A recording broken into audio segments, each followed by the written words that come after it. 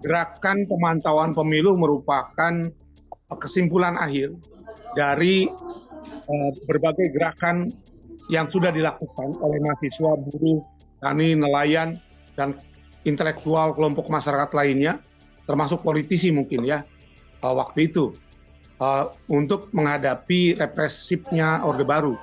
Ini gerakan itu merupakan gerakan yang saya anggap sebagai simpul. Nah, simpul itu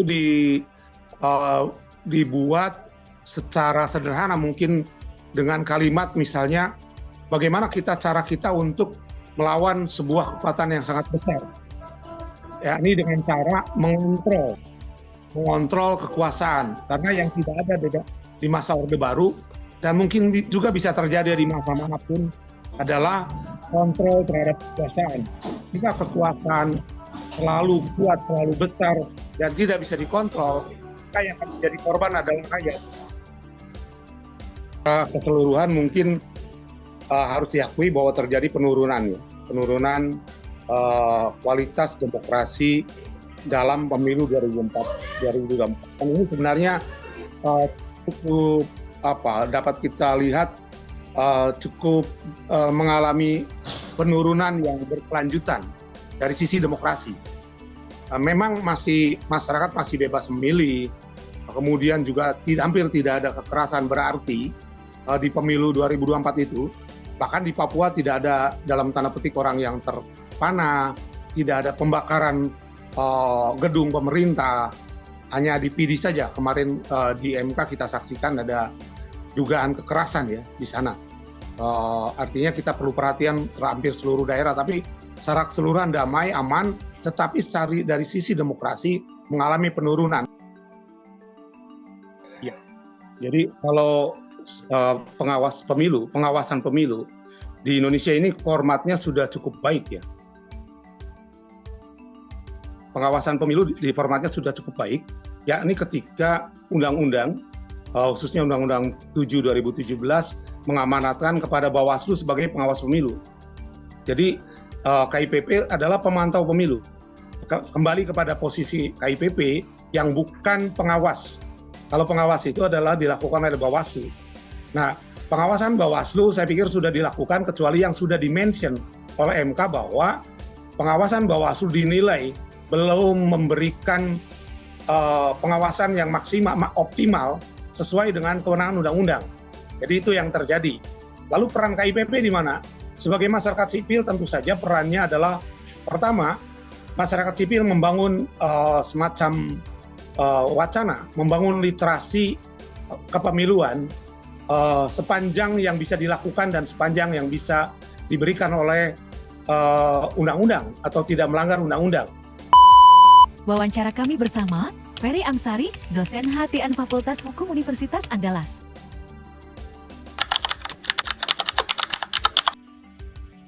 Panjang ya. Kalau di review sih sebenarnya proses penyelenggaraan pemilu itu sudah bermasalah 2024 itu dari titik nolnya, yaitu ketika penentuan siapa yang akan menjadi penyelenggara pemilu. Menurut saya prosesnya sangat tidak terbuka, tidak transparan ya, tidak berhasil menunjuk figur-figur yang punya kredibilitas, kapasitas, dan integritas yang memadai untuk menyelenggarakan pemilu yang harusnya bersifat mandiri gitu ya. Dan untuk menegakkan azas-azas pemilu yang ada di Undang-Undang Dasar dan prinsip-prinsip penyelenggaraan pemilu yang ada di Undang-Undang Pemilu, tanpa ada kapasitas, integritas, dan integritas yang baik dari penyelenggara pemilu, bagi saya ya proses pemilu sudah bermasalah dari awal. Dan itu yang terjadi, penyelenggara pemilunya adalah figur-figur yang punya track record tidak memadai, figur-figur yang punya kedekatan politik tersendiri, yang akhirnya berujung dengan berbagai pelaporan kepada diri mereka dan bagaimana proses penyelenggaraan pemilu tidak berlangsung adil. Ya kan saya belum pernah melakukan upaya mengukur ya tingkat kecurangan dari tiap pemilu, tapi indikasi keterlibatan aparat dan berbagai pihak memang sudah dirasakan. Cuman soal buruknya pemilu 2024 bagi saya memang sangat buruk ya. Kalau 2019 mungkin masih banyak publik ya yang ikut berpartisipasi memastikan proses penyelenggaraan bisa lebih baik ya, lebih fair. Tapi hari ini sebagian besar orang yang diyakini harusnya ya memastikan proses penyelenggaraan baik itu malah terlibat. Misalnya keterlibatan figur tertentu di istana dalam memastikan kemenangan diberikan kepada salah satu pihak. Misalnya peran para menteri yang sangat terbuka, gitu ya. Bahkan presiden sendiri kan terlibat. Di sana membuatnya sangat parah ya, presiden secara terbuka mendukung salah satu pasangan calon dan menunjukkan kesukaan yang kepada calon tersebut dengan memanfaatkan berbagai fasilitas negara. Karena keterlibatan penyelenggara, keterlibatan pemilik kekuasaan terutama presiden, saya nyatakan pemilu kali ini nggak lulus. Ngulang ya Pak? Harusnya ngulang, jadi nilai E lah kurang lebih ya. Kalau ada di bawah E minus, saya kasih E minus. Kalau dari berbagai apa yang dilakukan teman-teman kepemiluan, menurut saya sudah cukup luar biasa ya di tengah karut-marut proses penyelenggaraan pemilu kali ini. Kalau apa yang dilakukan teman-teman masyarakat sipil pemantau pemilu juga sudah mengindikasikan itu dan bersuara di ruang-ruang publik.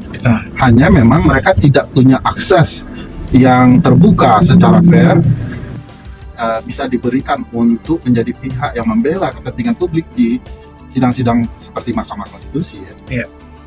Dan tentu Mahkamah punya alasan ya tidak memberikan itu karena memang jumlahnya bisa banyak dan bisa dimanfaatkan secara politis. Jadi bukan masyarakat sipil pemantau pemilu tidak bekerja, mereka bahkan sangat lantang menyampaikan apa yang mereka temukan. Hanya saja memang ruangnya yang tidak ada, dan ini mestinya menjadi catatan perbaikan yang harus dilakukan agar masyarakat sipil yang bekerja di ruang-ruang pemantauan pemilu itu juga mendapatkan hak mereka untuk bisa melindungi kepentingan halayak. Persis di sidang-sidang seperti MK itu. Pun tidak, sebenarnya masyarakat sipil sudah menyampaikan dengan berbagai cara ya. Saya dan teman-teman di Temis Indonesia misalnya mencoba menyampaikan soal peta kecurangan pemilu, yang mencoba mengekspos titik-titik tertentu di mana kecurangan terjadi. Tidak maksimal tentu, tetapi setidak-tidaknya bisa diketahui di mana saja kira-kira kecurangan itu sedang dilakukan. Ya dari pengalaman pemilu-pemilu sebelumnya. Jadi kalau pemilu sebelumnya kami belajar kayaknya ada yang bermain, tapi bagaimana membangun kesadaran? Bagaimana kalau spot-spotnya itu bisa dilihat oleh publik, diketahui oleh publik? Nah, 2024 kemarin kita coba terapkan. Nah, mungkin akan ada perkembangan-perkembangan lebih baik di 2029 nanti. Tapi kurang lebih begitulah ya. Dari kedua narasumber, kami berargumentasi bahwa dapat disimpulkan KIPP lahir sebagai respon terhadap tantangan zaman yang dihadapi pada masa Orde Baru yang represif dan anti-demokrasi. KIPP berperan sebagai pemantau pemilu yang berusaha mengontrol kekuasaan agar tidak disalahgunakan, terutama dalam konteks pemilu yang menjadi ajang penyalahgunaan kekuasaan. Namun, terdapat perubahan generasi yang signifikan dalam masyarakat, terutama dalam hal pandangan politik dan pengalaman politik antara generasi yang berbeda. Meskipun demikian, KIPP telah memberikan kontribusi yang signifikan dalam pengawasan pemilu di Indonesia dengan format pengawasan yang sangat baik. Argumentasi ini menunjukkan pentingnya peran KIPP dalam menjaga demokrasi dan keadilan dalam pemilu di tengah perubahan zaman dan tantangan yang dihadapi.